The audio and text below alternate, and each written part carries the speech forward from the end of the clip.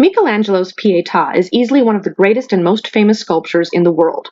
This Renaissance masterpiece resides in St. Peter's Basilica in Rome, a marble representation of the Sixth Sorrow of Mary, and is viewed by millions of visitors every year.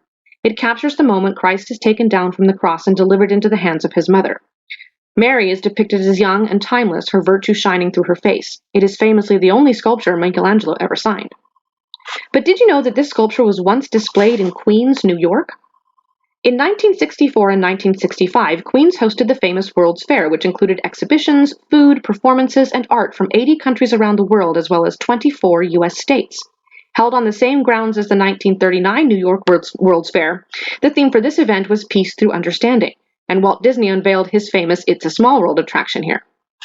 A man by the name of Robert Moses lobbied the Vatican to build a pavilion at this World's Fair. The Vatican specified that any financing for such a pavilion would fall to the American people. Church leaders were hesitant, but the Archbishop of New York told the Pope that they might be able to raise funds if the Vatican were willing to donate a show-stopping work of art. At this, the Pope agreed to loan them the Pietà, along with a smaller 4th century sculpture, the Good Shepherd. They set about raising money, with the first major donation of $100,000 coming from the Rockefellers, with the added promise that the pavilion would not charge admission to view the Pietà. The Archbishop raised more than $3 million to build the pavilion.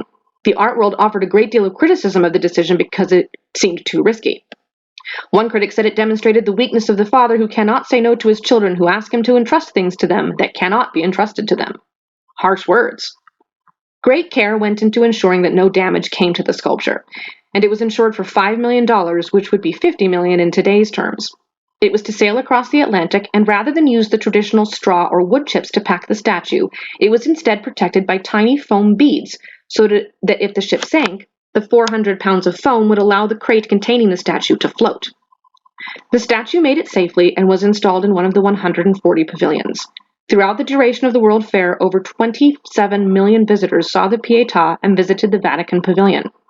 While the fair was ultimately a financial failure, the Vatican Pavilion was the only one that actually made money.